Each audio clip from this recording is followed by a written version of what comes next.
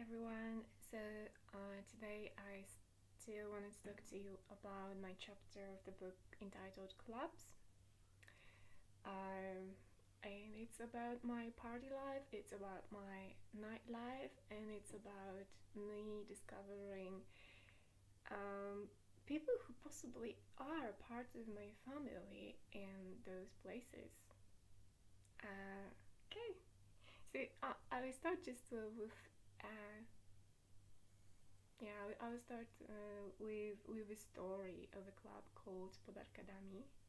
So the story goes like this: that its owner went to prison, and his wife fell in love with somebody else. So once her husband left the prison, he wanted his club back, but um, it didn't happen. And what happened was that his car was, in flames because he wanted his club back. So when I entered, I used to go there. I used to go there to sing songs called Shante about Marines. So I used to go there, I used to dance there, I used to party there, and one time I just entered and I had an impression that, I saw the owner. It's because, they took the entire space of that place, and they were just them and a lot of blonde girls, like a lot of family of blonde girls and one man among them. And that man has the facial features of somebody who's really girlish, big green eyes and just quite a handsome face. So I had an impression I've seen that face quite a lot of times in other cities, right? Okay. Another place I wanted to mention is a club in Large Stairs. I don't remember its name, but I was employed there for maybe 5 days, 4 days, and the way it happened was that my friend from high school he introduced me, and then I was accused of a theft. I mean, 400 zloty was missing from the cash desk, but it turned out, that the manager told me, well, no, he took the money, but I wasn't looking, so I wasn't good enough. That way it was introduced to me, And later, when I worked with sale, I sold tickets, I sold fast food, so I had to do with, the cash desk. And each and every time somebody came to deal with your money, they always told you in advance, and we always counted together. Like if the manager was about to count the money with you, how much was the income and so on, they count together with you. You have to be present there. So what he did was totally unfair. And then, the same thing happened to me like 12 years later when I went to Holland and I was selling tickets. So the exact same amount was missing, but then it turned out, oh no, it's just a mistake. Just the difference was that, in Poland it was Polish zloty, and then in Holland it was about euros. Right, but yeah, that was my lucky story. But with framing somebody into something and presenting things that didn't happen as if they happened, it caused a lot of mental stress and turmoil. That you're accused of something. Yeah, and it happened to me a lot of the times, many times. But the reason why I tell you that is because the gypsy believe that your very first experience is very important, and they want to shape your first experience so that appearance repeats. It comes back at you, it comes back, and you don't know how to change it. Most of the time you don't even realize that you experience the same thing, because our minds work in that way that they're just disconnected, fragmented, and only with meditation you can bring that all together, and work on your extrasensory perception, on some abilities to have a better control of your mind and your thoughts. So The very first experiences are very important, and they do repeat. And you can try and do some, journaling, diary, and have a look at your own life in retrospection. And then you will take a notice, just as I did with Piglet, with my book. That really cleared out a lot of aspects I had to look at in my life. So coming back to the club, to the subject of club in large stairs, there was one more thing. There were two bosses, and one of them almost had a fling with me, but it didn't happen. But what happened instead, he had his penis out, and we were about to have sex when I fall off the stairs. And in that moment, I see him, running down the stairs and looking at me with some funny smile. And I'm like, yeah, I felt horrible. But I also wondered, like, why wouldn't you help me? Why wouldn't you help me get up? There is a gap age between us, and I understand that if you wanted to have sex, you wanted it, right? So he just left me there like that, So, and then his wife, during the 4 or 5 days I worked there, his wife came along. I met his wife, and I served her burgers. And I truly believe that, some of the situations, actually most of them, are just acted out. Because if the man really wants to seduce a teenager, they don't introduce their wife to that teenager. So when it comes to that guy, then I lived years later. I rented a room with a girl called Magda, and she was very similar to that specific man. His wife was also very similar to my boyfriend's mother, to my photography teacher. I could name 2 more girls too. So,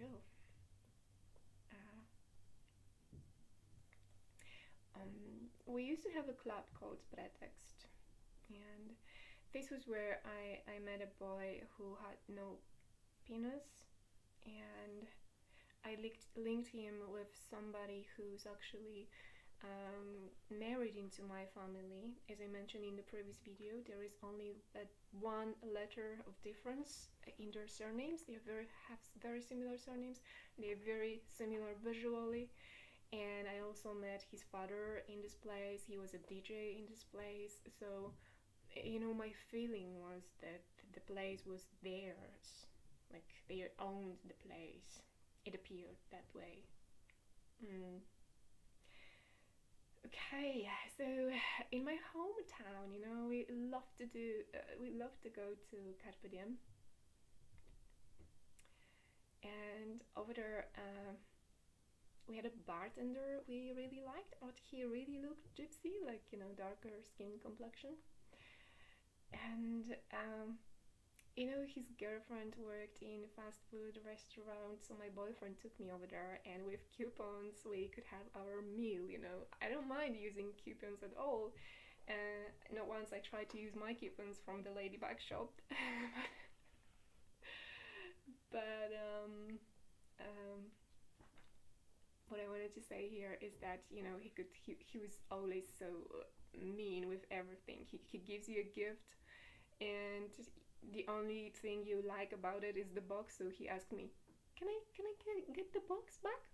And I'm like, no, you gave me the box. Well, at least this time, because most of the time I wouldn't say anything.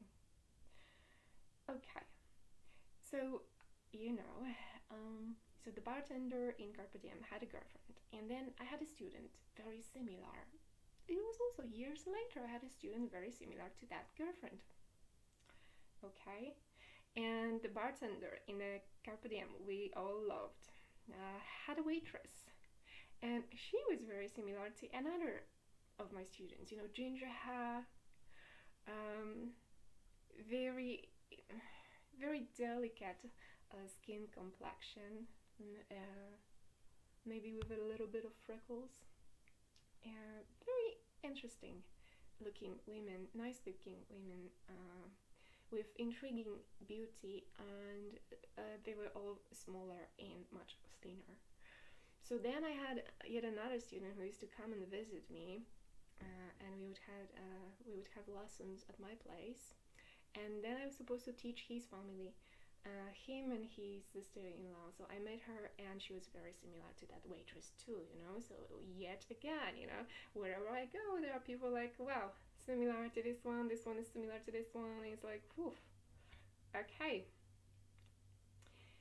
All right, and there was Hard Rock Cafe in Krakow. So in the past, someone close to me knew the owner of that place, and I wanted to do whatever she did. So I was copying her a lot. So behind her back and without her knowing, I took my best friend. We visited that man, you know, and you know, we had a beer or two, and then we were supposed to sleep with my best friend in one bed, and he just came. He jumped in between us, and he took us off his pants. Yeah, and he wanted us to touch his penis, which unfortunately I did, and then he paid us in the morning 20 zloty. So what I want to say here is that, you know, nobody came front to me to tell, you know, this is when it's gonna be, you know, and in the morning I will pay you for it, you know. So I would like to say here and emphasize here that Lolitas are indeed created.